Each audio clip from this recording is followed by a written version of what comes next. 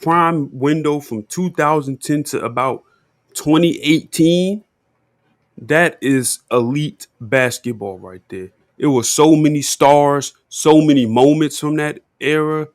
It was just insane. I wish I could go back and relive those experiences for the first time because compared to the game nowadays, I ain't know how good we had it. Mm-hmm. And that's not to say the game now is unwatchable or god awful. It just doesn't. It can't hold a flame to what we saw growing up in school and stuff. And that's not even nostalgia talking. There's literally real evidence. You can look at the viewership. You can look at all kind of stuff to support the claim. Anywho, let's move on. Let's move on. I want to talk about the decades, NBA decades. So I was a bit wrong in when I think maybe last week or the week prior where I was talking about eras. I was talking about how the 2000s era was the toughest era. I meant to say decade because when you look at eras, it's not necessarily like okay, the past 10 years, like 2000s is an era, 2010s is an era. No, that it's completely different. I meant to say decade.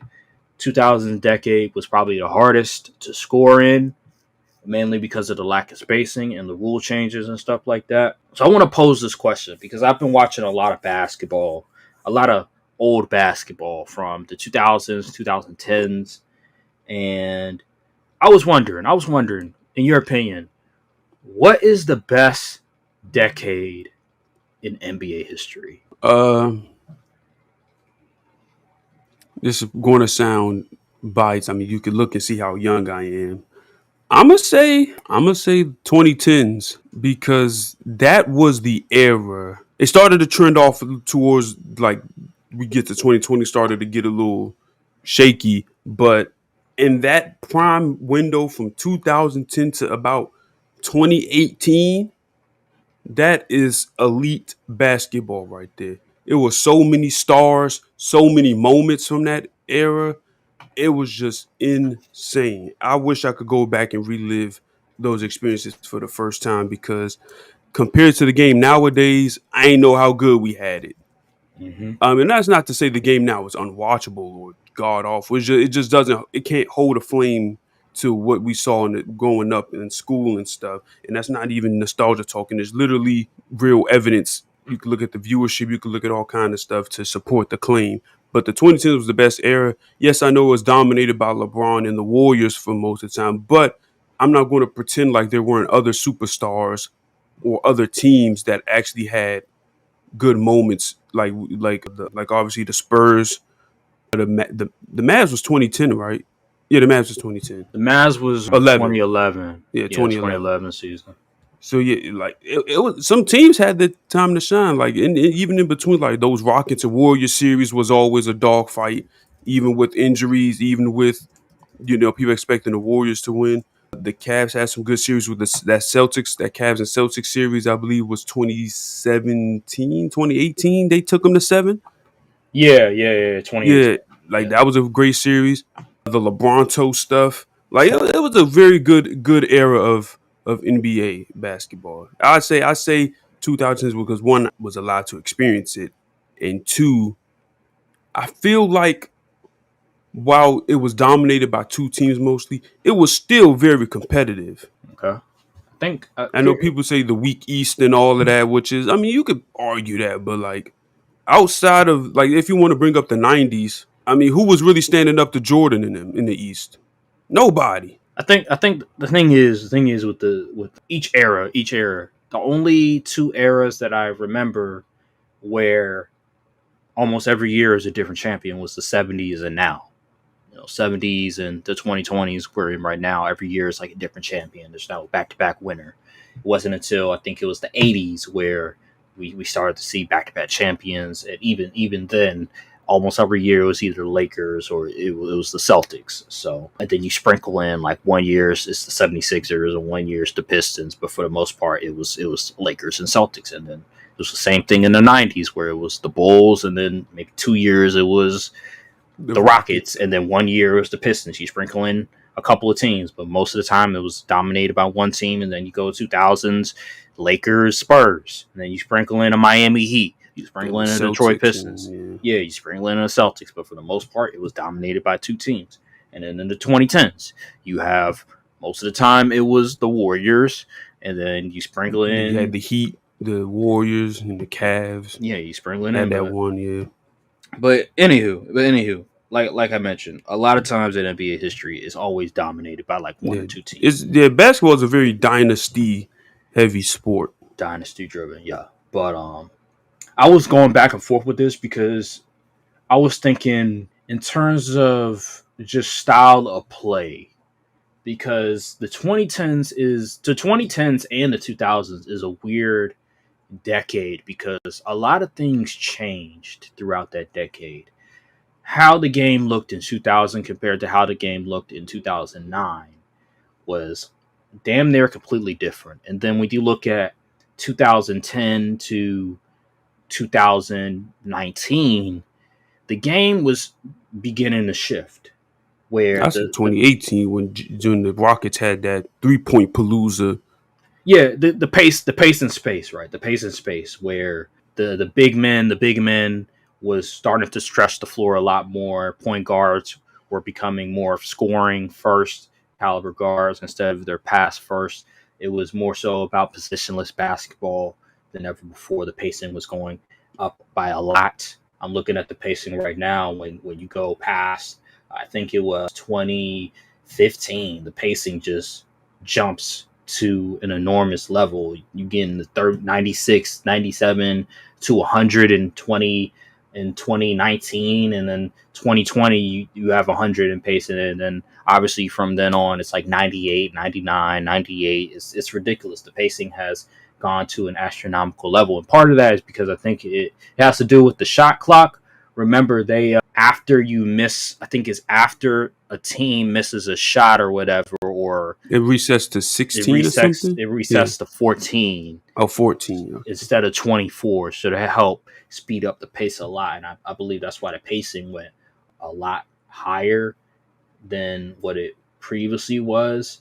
So here's my thing. I think I'm gonna go with the 2000s. I understand your point. You make a great point because when I watch 2000s, when I watch 2010s, I will say that the first half of the 2010s, I'll admit I enjoyed more because of the pacing and because of the fact that they were able to stretch the floor. It's a lot more shooting. It's a lot better shooting. But when I watch the 2010s, I think from a competitive standpoint, although the Lakers were winning every year, and not every year, but they were winning very consistently, and the Spurs were winning very consistently, outside of the first three championships for the Lakers, all the other years were very competitive to where every team had a chance. They had a chance of winning a championship. It wasn't just one team that was overwhelmingly better. Outside of that one year with the Spurs in '07, matter of fact, even that year, I think it was very hard for the Spurs to get out of the Western Conference. So overall, I think the 2000s, outside of the Laker three-peat, was very competitive. From a play style standpoint, I can understand where you coming from because I enjoy the 2010s a little bit more from a play styling standpoint. But once we get past 2006, in my opinion, I think the 2010s is amazing when it comes to play style. I was watching LeBron James against the Magic in 2009, and I really enjoyed some of the games. I really enjoyed the pacing. I really enjoyed how they were getting the big men involved. And that's another thing I want to point out about the 2010s that I didn't like was the fact that the center position and even to a certain extent the power forward position were getting faded out, and it was more of a guard wing heavy league to that point. You still had your I Kevin agree. Loves. Anthony Davis didn't come to his own until later on in the 2010s. Kevin As well Garnett as was, Giannis. yeah, Giannis as well. It took him some time to really start developing. Karl Anthony Towns didn't start to become a really good player until maybe year 3 or 4. So for majority of the 2010s, the big men position, the center and the power forward, were really fading out until towards the end and towards the later half of the 2010s. While in the 2000s, the center position, it was really primarily dominated by Shaq and Dwight Howard, but the power forward position was pretty much taking up the slack of the center position. You Tim had Duncan, Kevin Garnett. Pau Gasol, Yeah. Chris Bosh, Amari Hmm. Stoudemire, Kevin Garnett, all these dudes, Dirk Nowitzki. Yeah. These were guys that were absolutely amazing for their era. We talk about the center position in the '90s, in the 2000s. That was what the power forward position was, and the amount of depth that it had during that era. So I personally like the 2000s because they prioritize more shooting, but the big man, specifically the power forward position, Obsolete. faded out. Yeah. Wasn't faded out at all. And it didn't feel like every team needed a point guard to be a great shooter.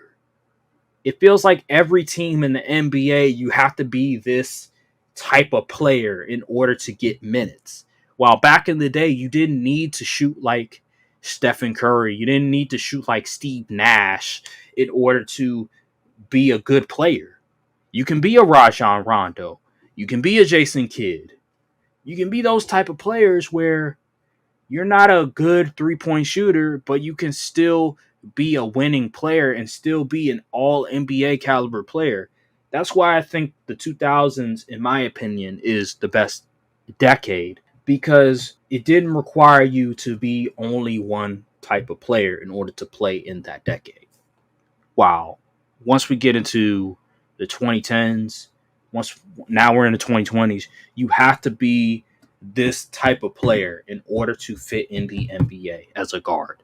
And if you're not, then chances are you're not going to make the league, or you're going to have to be really, really good at scoring the basketball and facilitating the basketball if you want to be getting any minutes in the NBA. So that's where I'm at it. No, I actually agree with your point with the whole big men was being big men play was being more emphasized in that era, which I do miss.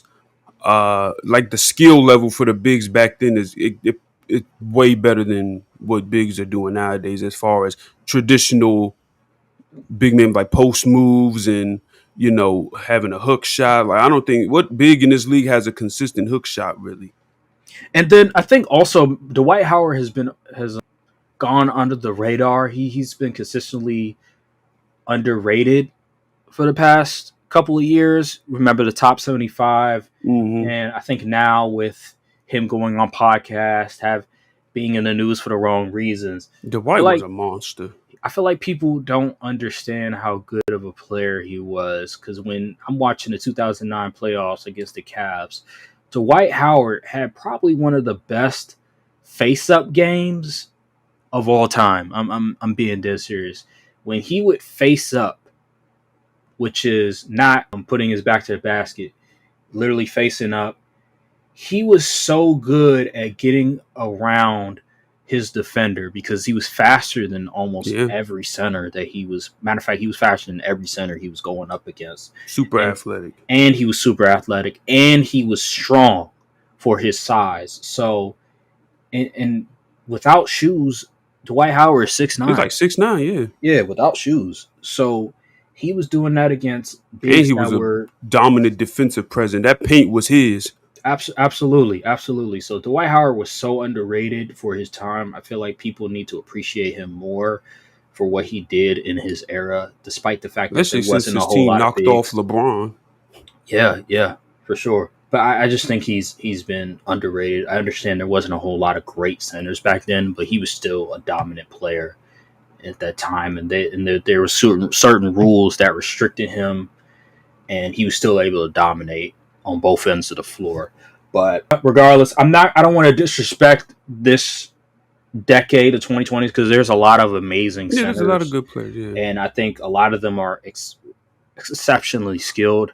I just think from a traditional standpoint, putting your back to the basket, having an array of moves, I do believe that the 90s, those guys were exceptional in that area. While in this era, well, not era, well, technically is era, yeah, this decade, they're a lot more guard like in their in the way that they play, like a Wemby, Anthony Davis, Karl Anthony Towns, these type of guys, a Jokic. Even though Jokic, I do think he's more traditional than, let's say, those other players, but they're more guard like than traditional style of centers. Joel Embiid. While back then they were more posting, they're more post up heavy, mid range area. But yeah, man, I I just think like 2000s from an a lot. individual skill level, this is like we're at a really good place. But I think from a team basketball standpoint is where things get a little murky Yeah, because I feel like back in those days, the team would run a system based on like the coaching style and how we're just gonna try to use maximize the best out of these players as an individual, but make it fit within the system. Nowadays, it feels like the system is whoever the star player is, and everybody else has to just adapt around that. right. Like when we acquired Luca from the Mavericks, we had to change our entire system to fit Luca, and everybody else has to adapt with him. It's Yeah. not a thing where here's our system and whoever Hmm. is in the system is going to have to abide by the system, like the triangle offense, Yep. for example, or the Spurs, Hmm. whatever their offense was. So I can understand where you come from. That makes definitely makes a lot of sense in that scenario. But yeah, that's just where I'm at with it. That's where I'm at with it. I have the 2000s, you have the 2010s. I'm not mad at it. I think from a competitive standpoint, I also like the 2000s more, but I also understand where you're coming from the 2010s. Both eras had a point in time where one team was dominating for a stretch, like with the Warriors, and then you have the Lakers, and then you have the Spurs for like a year or two. I just think with the 2000s, it was a lot more competitive in my opinion because you had LeBron and Miami Heat, and then you had the Warriors dynasty. But we can agree to disagree. I'm not mad at that.